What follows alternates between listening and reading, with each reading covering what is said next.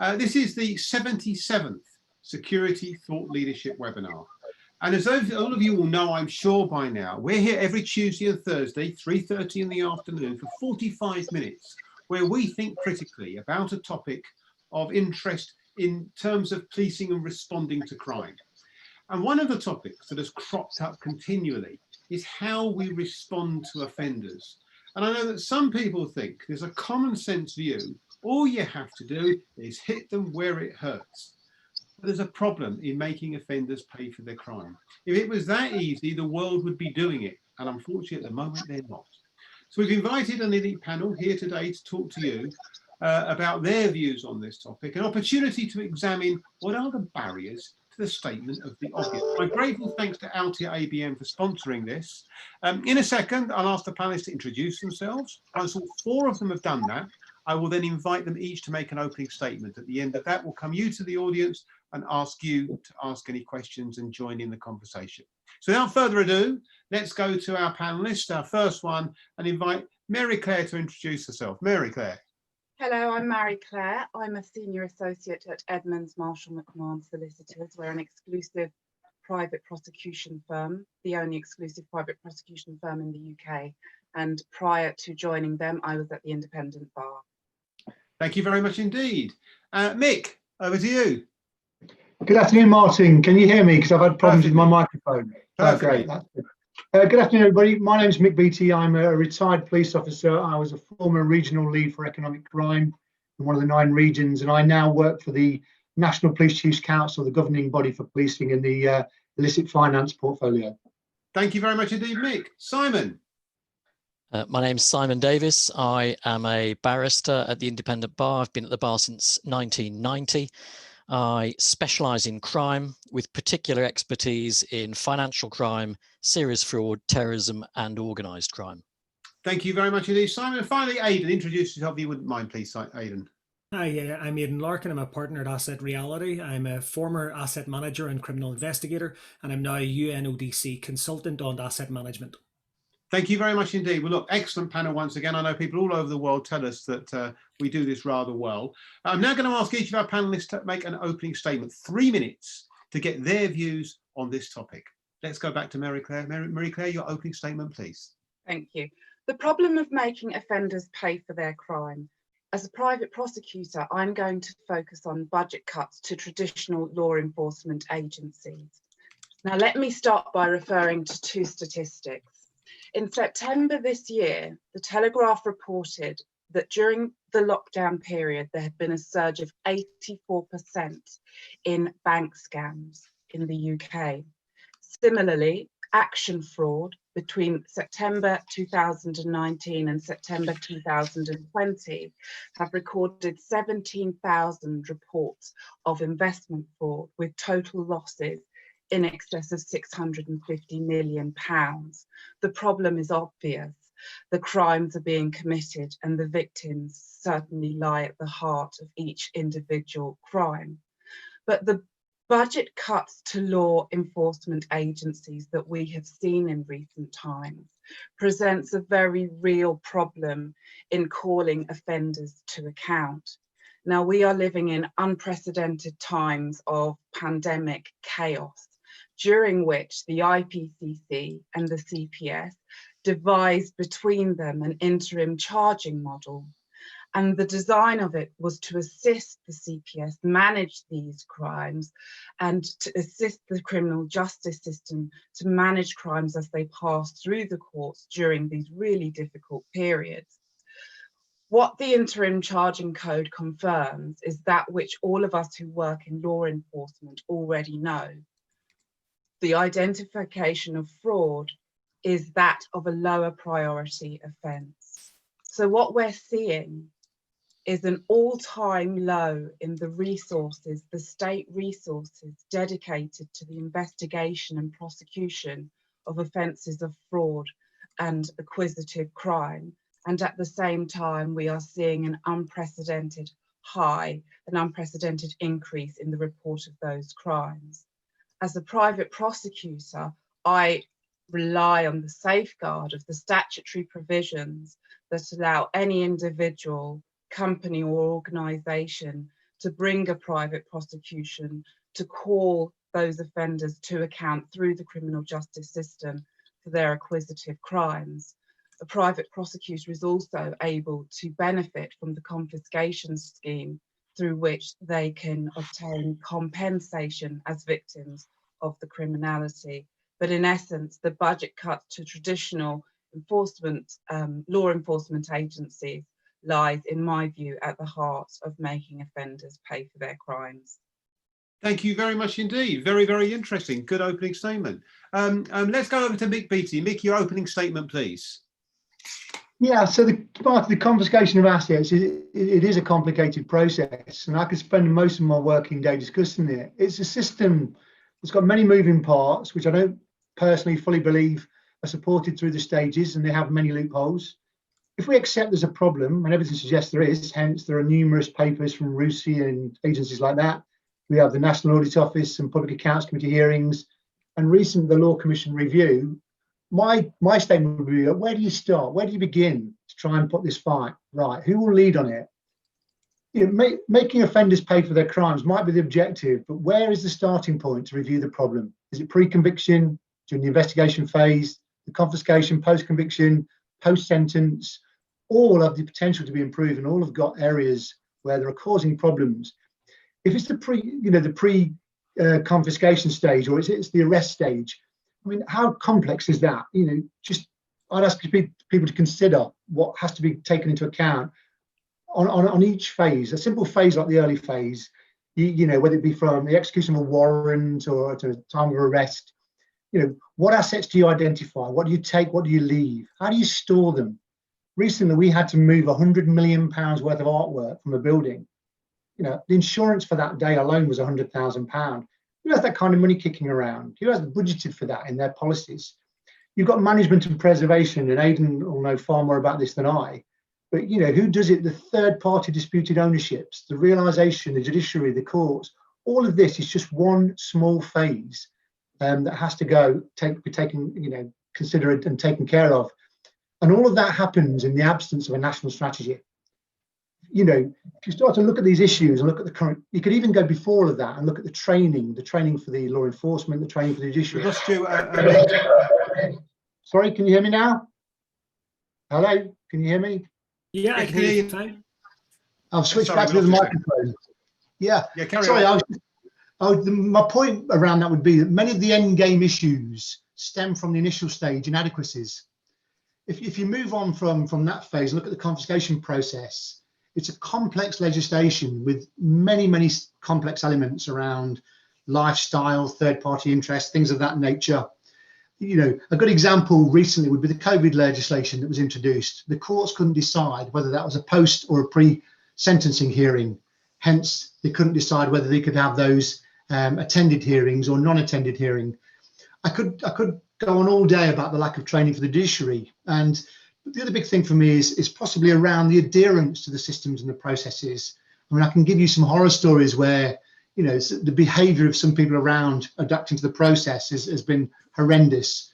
So I think in summary for me, there's many positives, there's many negatives. And, you know, I don't quite understand where the start is in the process. The Law Commission have had a really good bash at it, and it's a great paper, but there's still elements outside of that need to be addressed to try and overcome the problem. Excellent. Mick, thank you very much indeed. Excellent insights. Let's go to Simon. Simon, your opening statement, please. Hi, thanks, Martin.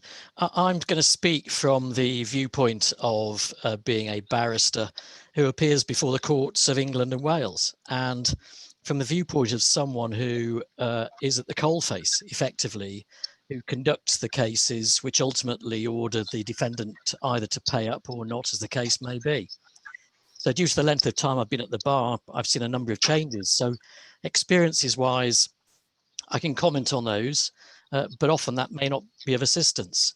But the DTA, the 1994, the CJA 1988, Proceeds of Crime 2002, we've come a long way in developing what's been going on until we now got to the more recent times. I've conducted confiscation proceedings under each piece of legislation, so I feel able to make these comments, which I hope aren't going to be too controversial, Martin, but you did ask for controversy if there or thereabouts. So my comments are based upon my own personal experiences and from comments made to me or overheard by me over the years from judges, counsels, solicitors, and forensic accountants with whom I've worked. And my comments are directed to all aspects of the theme being discussed today, but in particular to two particular aspects of the confiscation process, namely that's in the Crown Court and thereafter. One perception at the bar and in court is that confiscation is a complicated process and a poorly paid one at that. Generally, and unfortunately, the bar is not interested in the process and see it as torture and as something to pass on to the next person. The old hospital pass analogy. Often counsel will look to easy options to avoid having to spend time in court, and resolutions are often reached which drastically reduce the amount to be confiscated, often and sometimes and often to the annoyance of the FI, who's put a lot of time and effort into mounting a decent claim against a defendant. Likewise, as Mick has just mentioned, many of the judiciary have grown up experiencing what they perceive to be the same torture. And rather than embrace the process, they look to counsel, who generally aren't interested, to fudge cases for them so that they don't have to make decisions. I'm of the view that those perceptions are dictated by money to a significant extent, and that goes much to what Marieclaire's just been talking about, and how much Her Majesty's government are willing to invest in a proper confiscation regime. Not only money, but what they're willing to pay counsel to conduct the cases, and also how much time and effort they're willing to invest to ensure that judges know what they're doing. So faced with this general perception and malaise at the bar and with certain members of the judiciary, it's with little surprise that a process already complicated is made all the more so by a potential failure to achieve more realistic orders. The inevitable effect of all of this is the offender relying upon and abusing the already failing system, relying upon the case being adjourned for months and months, and often avoiding payment over the order of years and years. So my strong view on this particular aspect, this theme, is that if you give the system teeth and take the proceedings seriously at the outset, the process will bite further down the line. And my long-standing view has been to have in place counsel who are proven to be proficient in the confiscation regime and who are instructed to prosecute each case as substantive offences before the Crown Court are closed. If you like, a task force of confiscation lawyers, especially so where high value orders are concerned. And following on from that, I've always been of the view that ticketed judges, again proven to be proficient in the confiscation regime, should be identified and appointed to deal with the process, akin to costs judges and or taxing masters who have the ability to consider not only criminal but also civil procedure type issues. So that's my opening statement. Simon, fantastic points there. Can I just say to the audience, please, can you make sure you get your questions in early? We'll endeavour to come to you if you do get your questions in. Use the question and answer button at the bottom of your screen. Okay, one final more statement to go. Aidan, your opening statement, please. Thank you very much. And following on from some excellent insights, I'm going to take things in a slightly different direction. From my own experience as a criminal investigator, I've been in prisons, I've spoken to defendants. We all know that people do not like getting assets taken off them. But I agree with what Simon was saying. We've lost our teeth, and we've lost our teeth globally. I mean, the reality of the situation, and I get to see this now working with the UN and seeing different systems around the world, is that what is the best practice? How do we make crime pay for society? I sit on the board of a number of proceeds of crime, a number of charities who used to receive proceeds of crime funding, and there's not enough money in the pot, we often hear. And this isn't a UK issue, this is a global issue. 98% of criminal proceeds remain in the hands of criminals. Of the 2% that is actually seized, only 1% is confiscated. And that was a Europol report in 2015. So crime pays for the criminals involved. Society doesn't. We're not getting money back to victims. We're not getting money back to fund more law enforcement. And I think we need to really look at this differently. We have a system that deals with insolvency. Around the world, unanimously, when someone is made bankrupt, there is a trustee or a receiver appointed to deal with their assets. Pretty much is what appears in every system in the world. We don't let people in financial difficulty make decisions around their assets, for example. We take that away from them. But we don't do that in proceeds of crime. I always hear, particularly in the UK, to my sort of fury, the peaceful enjoyment of property. You're a convicted criminal. You shouldn't have the peaceful enjoyment of your property. That's my own personal opinion. If you're a debtor in a civil bankruptcy case, why are you afforded that? If Boris Becker cannot find his assets in a bankruptcy case, a trustee is sort of stuck into it. We don't really have that in the UK and in many other countries around the world. There is still that human rights conversation around someone's assets. I think we're a bit soft in that regard. And I think that's globally. And the example I'll leave you with is that when we identify an issue, we're normally quick to fix it. In Starbucks in 2008, 6th of October 2008, Lisa Wolf went into a Starbucks and saw a leaking tap. It wasn't a leaking tap, it was on deliberately. And Starbucks admitted it was about their dipper tray. She emailed Starbucks and she told the Sun. The Sun raised this on the 6th of October 2008. They denied it on the first day and said it was best practice environmentally. When the pressure built and people realised they were wasting 23 million litres of water a day, by the 4 days later, and by the 10th of October, 10,000 stores globally had changed their policy and they started washing spoons. Do we need a demonstration? Do we need people to get onto the streets to realise that we are not making crime pay for society? That's the point I would like to get across. We have proven systems. We've dealt with crypto assets. We've collaborated with the private sector. We've worked out ways to track and trace crypto assets, to even track them after they're realised and to hold processes to account. And the UK deserves a lot of credit for that, as do other countries.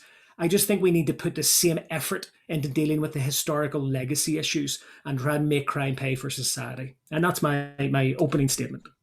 Thank you very much indeed. Fantastic. Okay, some really good points here. Let's just get some points of clarification. Mick, first of all, come to you. Does it have to be complicated? You're on mute, Mick, I think. The microphone, have you got that? Yeah, got you now. Yeah, start again now. Yeah. Does it have to be complicated? Yeah, it doesn't. I think it's a simple process, but it's made complicated by gaps in the legislation. And I think, to be fair to the Law Commission, I mean, I agree with everything that they put in their paper at the moment. There's a lot of common sense in there around tidying up some of these things, and with some, there's always the battle against, the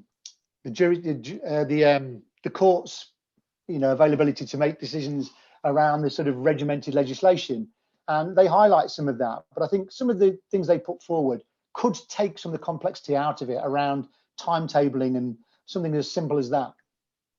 Martin, okay. can I mention something on that? Yeah, carry on.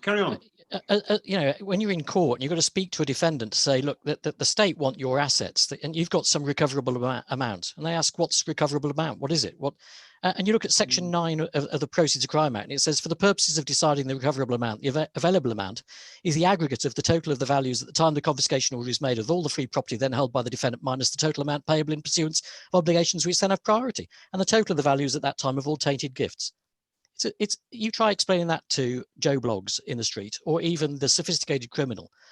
When you talk about complicated, the Act is absolutely littered with language like that.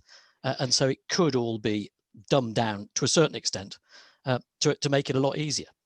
Okay, thank you very much indeed. I'm going to come back to you on that in a minute. Marieclaire, I wonder whether you're going on about the costs of all this not investing enough.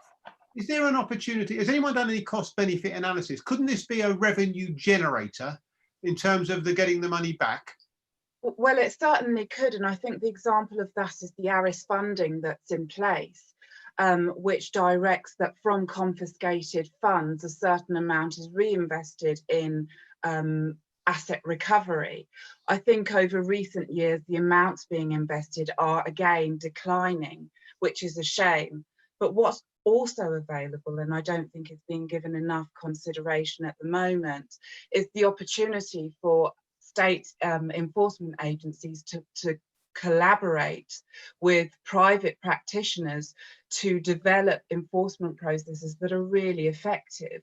From my perspective, we very often call upon the assistance of the regional asset recovery teams to assist us in restraint, confiscation and enforcement procedures to ensure that we are calling offenders to account for their criminality and depriving them of the proceeds of that crime.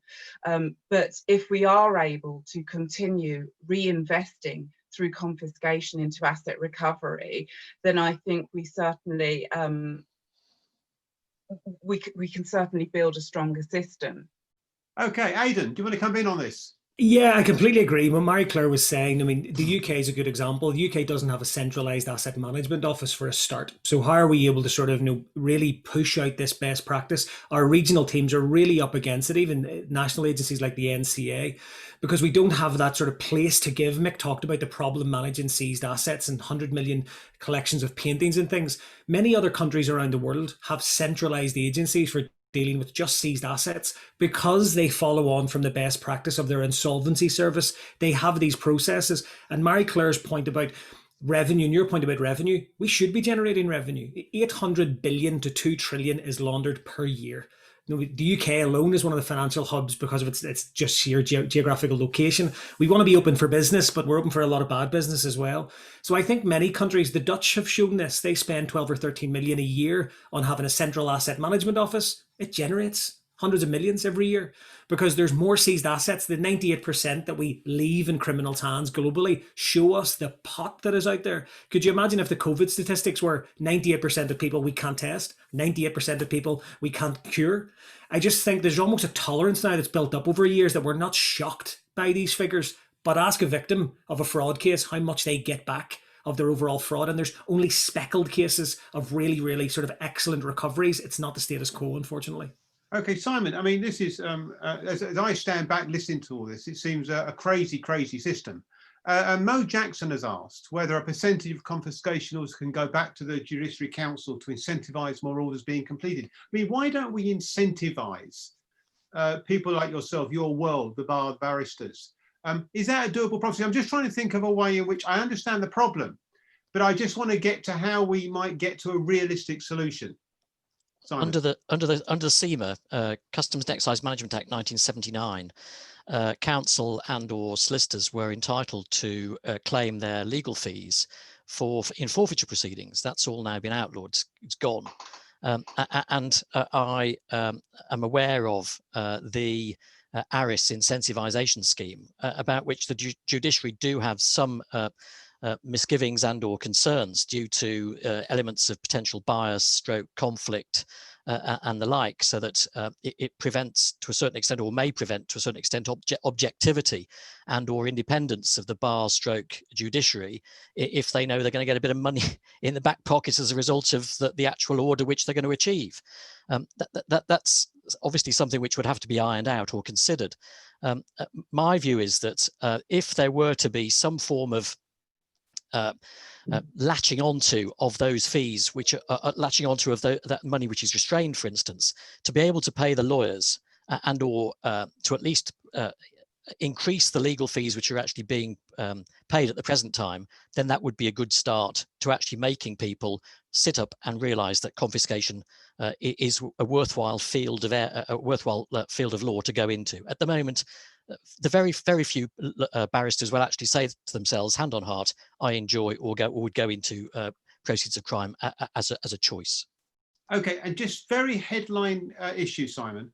What specifically needs to change to make it financially attractive? What I get the problem. I'm still not quite. It just seems obvious that this is a crazy way to be. I can't quite see how we've got to where we are. Or am I missing something big here? Well, if you think about it, prosecution, I'm publicly funded. Defending, invariably, I'm publicly funded when I'm prosecuting or defending either of these matters. And a daily rate for me going into court, where the page count is over 50 pages, between 251 and 500 pages, I'd get paid £750 for the day. And that may involve 4 to 5 hours of preparation, and it could involve 5 hours in court. So 9 hours, £750, how much am I being paid? For anybody over 5-10 years call, people just shy away from that work. They're not paid sufficiently. Yeah, okay. Can I add to that very briefly? Yes, you can. The question of of cuts to publicly funded defence work and the rates of counsel who are prosecuting is perhaps another conversation entirely. And while I share Simon's view that barristers should be properly remunerated for the very complex and difficult work they do, I don't agree that those funds should come from any kind of confiscation pot, because then you risk depriving the victims of crime who've incurred significant financial loss what might otherwise come to them through compensation. Mick, do you agree with that? I think from my point of view, I've seen the best and the worst of Aris. I'm not a fan personally. I think it's a bit of a poison chalice. I mean, what does it incentivize? I mean, I've seen examples where, you know, it's distort decision making. I've had, you know, I'm aware of a senior leader that says POCA should pay for POCA. You know, there's obviously been case law in relation to the motivation for pursuing certain cases, and that, coupled with the historical performance measures, led to this ludicrous situation we're in now, where we've got all this massive unenforceable debt from a value and volume culture, all driven by Aris. Yeah, and what's right? So, is there a potential remedy to that? Well, again, if you think about, we were talking, and Simon mentioned it, you know, about the sort of wording of legislation. When they designed the Aris scheme, they said the portion you get, says the amount you get back is a portion of which should be used for. What's the definition of a portion? You know, some police and crime commissioners in my industry allocate a small percentage to community projects or crime initiatives. Others, you know, allocate a large portion of it for staff and resources and activities. So even the wording there, a portion of which, well, that could be 1% or 99%. The remedy could be just to tidy that down. You will, you know, as Marieclaire said, you know, you will use that in these key areas or these key fields. So leadership, we're looking for leadership here. All right, Aidan, we've got a question here about civil recovery proceedings as opposed to criminal recovery proceedings. Are they both a mess? No, I don't think so. And I think civil recovery is massively underused, and there's a lack of probably public and private sector partnerships in doing so. Again, it goes back to the issue Simon and Mick had raised around just unclear language, and you have a bit of a postcode lottery, not just in the UK, around the world in terms of when civil recovery is chosen. I think that what I like about civil recovery as well is that if we look at the insolvency model, we think about sort of creditors and decision making. If, you know, there's accountability there. If I'm a creditor in an insolvency case, I can have the insolvency practitioner removed. I can have the director publicly examined. There's all these powers.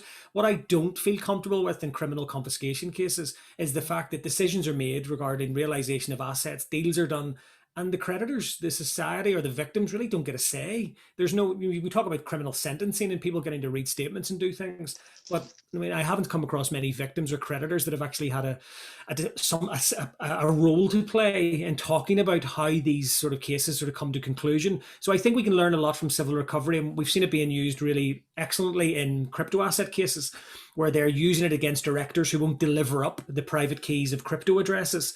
So I think I would love to see more of that. And I think there's just this sort of fear of the private sector and some sort of law enforcement and public sector around the world. Whereas when Bitcoin landed and everyone had a panic, we immediately accepted we needed private sector support, and it's worked really well and had a nice competitive platform around the world. So I just hope that we can sort of learn from that and apply that to this historical issue and get the best out of both worlds. I mean, just sticking with you, Ian, you and Grant's got a question here about where are the successes. I mean, you're looking at crypto as an example there, are you? That's what you would point to. Yeah, absolutely. I would see that, and I've seen Ewan's question as well about, I think there are those success stories, and I just for me, it just beggars belief. We have an insolvency system globally. I mean, if someone commits a crime, they get locked up. We restrict their liberty. There is a consistency worldwide. But when it comes to assets, everything seems to be up in the air, and there's about sort of 50 different models that gets operated all around the world. And I appreciate there's lots of underlying political factors and cultural factors that do that, but we all seem to agree they should get locked up. So I don't understand where the rest of this creeps in. And I think we should look to what we've done before, and we've done well. And we have lots of great civil recovery cases. We've got lots of really good insolvency methods. And I think we've solved the crypto problem in terms of this public and private sector collaboration and using the best of both worlds. So I think if we apply that, and as Mick points out, if we can get that money back into schools, back into education, and try and stop this cycle. The UK has a dreadful problem with county lines sort of drug dealing, where you've got 15 and 16-year-old kids just being caught then in that cycle for the rest of their lives. I think if police and crime commissioners had some consistency over how they put the money back into the communities, we would also see that effect, hopefully having a ripple effect in future asset recovery cases. Yeah, okay, Simon, I want to, well, two questions I could, Simon, very one top of the other. Looking at good practice, and I wonder whether we could look to abroad in any way for good practice. I mean, it does seem, of course, that the international aspect of this is a complication. People hide their assets abroad. I just wonder whether international collaboration offers opportunities here, or there are examples we might look to in terms of how we get better. I looked while I was preparing for what we're about to talk about today at something which Aidan is probably more aware of, with the UN issues in respect of drug and financial crime.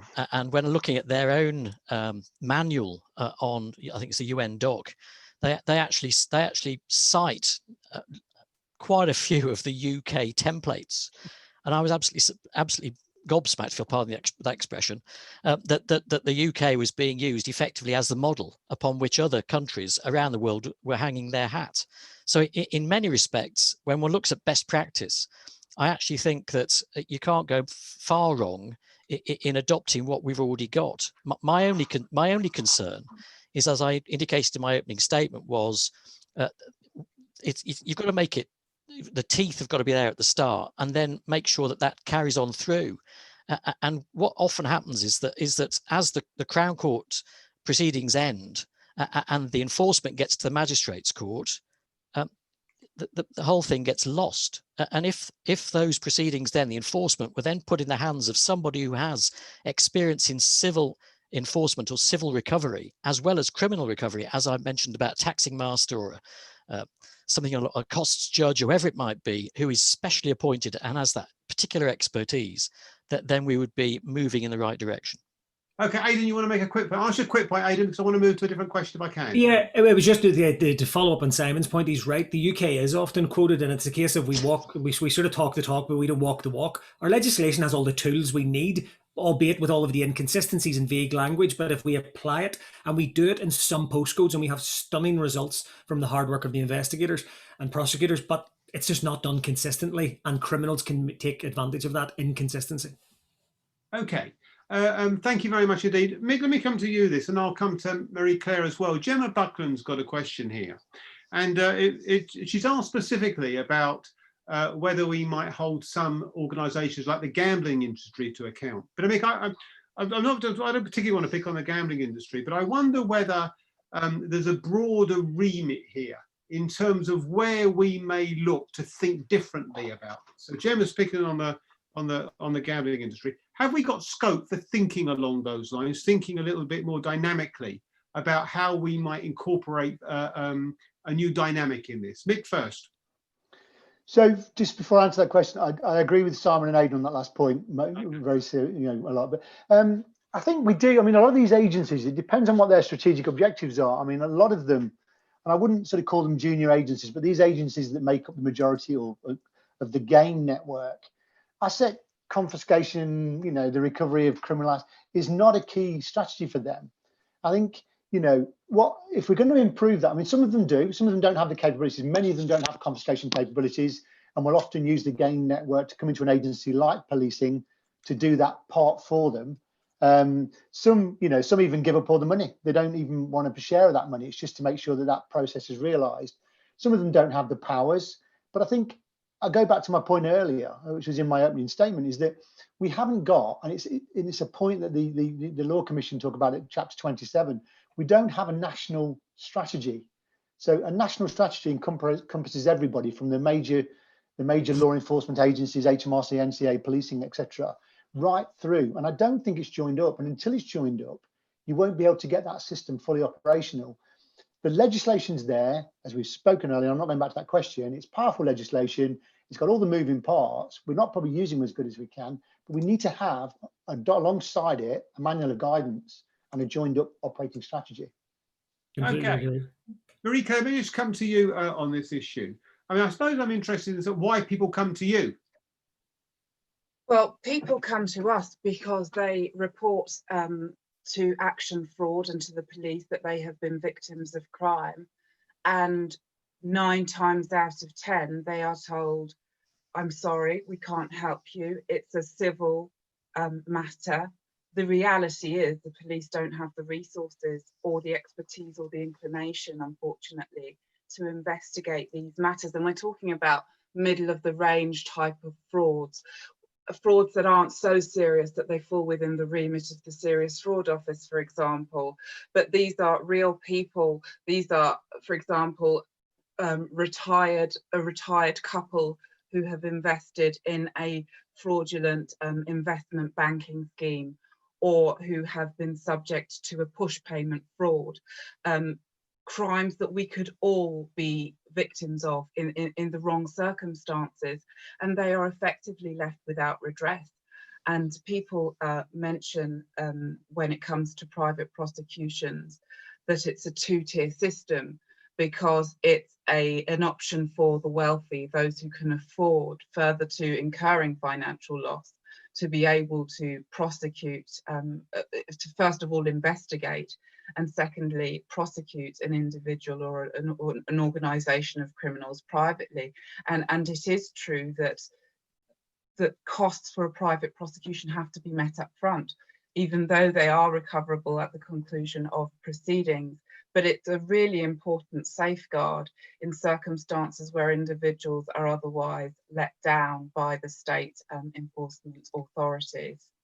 But are you paid on success? We are paid up front to investigate and prosecute. The private prosecutor is entitled to recover the costs of the prosecution, so long as it was brought reasonably and properly, so long as there was no misconduct on the part of the prosecutor. So at the end of proceedings, or certainly at the interim, the private prosecutor can make an application for their costs, which are awarded from central funds.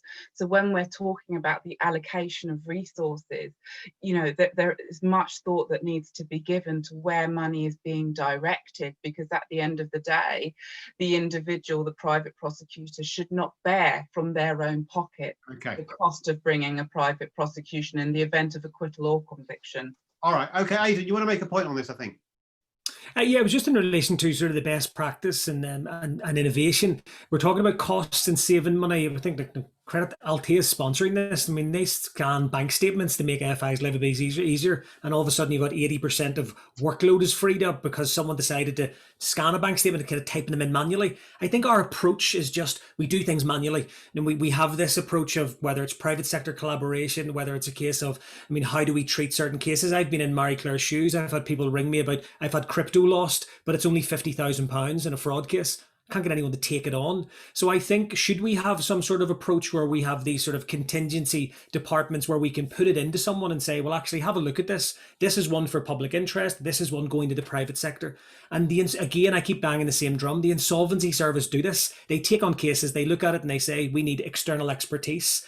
Whereas it's almost a bad word to talk about giving a case to a receiver or private prosecution, or it's the default when something else doesn't work. So I think we really could look to innovate and just have a bit more best practice at having a more sort of joined up and sort of team approach to this, as opposed to on us and them. Yeah, okay. Simon, I mean, I'm going to become Simon and Mick very quickly because we're running out of time. I just want to get to this point. I get the point that we haven't got enough money. I get the point, it's got to be funded better. But we've got a lot of money out there, right? A lot of money. So it's not as if it's not there.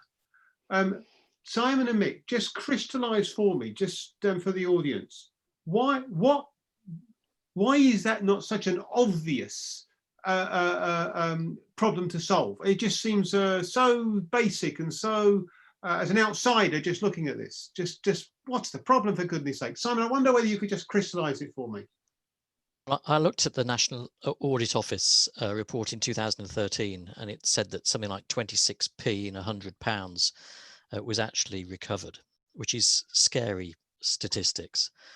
And for some reason, it looks as though it's only in those high value orders, it's the majority of the high value orders where these issues are being held up in not recovering the money. And so I think there ought to be, rather than the money being pumped into the basics, the basic orders, it should be money being pumped into those particular orders which actually will make a difference. And so when the Law Commission says their summary consultation question 31, I'm just going to read it out. This is in respect to the Criminal Asset Recovery Board. It should include a number of other stakeholders to assist in getting that money in. The defendant, the criminal, whoever you want to call it, is going to make it as difficult as possible, and he's going to use as many tools as he can in the locker to ensure that he doesn't have to give over the money. And we'll put in place investment strategies and tax avoidance schemes, you name it, all sorts of different types of strategy to avoid paying the money. And so I think, my view is, I agree with Aidan that why not just use the civil recovery process as part of the criminal process and have a sort of a joint type effort rather than or a hybrid, rather than it being kept in the Crown Court / Magistrates Court. Yeah, right. I mean, Mick, that just seems obvious as an outsider. Once again, well, it just seems basic common sense. I mean, I don't know enough about this to be as an expert speaking, Mick, but yeah, obvious. Combine the process. I mean, if you look at the economic crime plan, which is driving a lot of the work, and the asset recovery action plan that sits under it, I mean, the economic crime plan, it is badged up as a government / UK finance document. And within that, there are lots of elements about public-private relationship, and it is getting better. But I think for me, I think you can throw all the money in the world at these systems and processes, but if I was being blunt, and this is my opinion, I'm being very blunt, I think there's a real element of lack of understanding amongst leadership around the business area. I mean, one of your attendees today, Steve, makes a comment around culture, and he's right.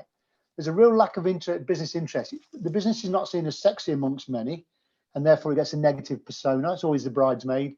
And you can't rule out the culture that influence is still having on law enforcement and our seniors not seeing the end pictures, the end game. If they can't see the end game, or they can't see the benefit, where are they going to sort of lobby and allocate that money correctly? And I think the potential is to be given money. We've got a levy coming up, a new potential levy coming up from the AML sector.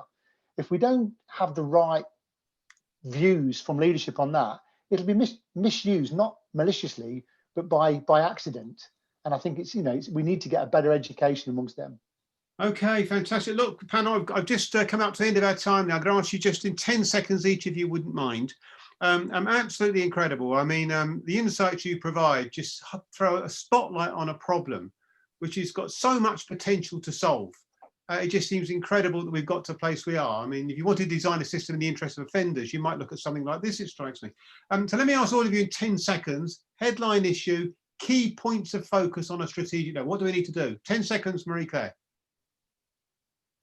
POCA has huge potential. The UK asset recovery potential is really wide reaching. We need to do, as Aidan said, make use of private and public partnerships in circumstances where we accept that the state cannot do it all, and they're not doing it all.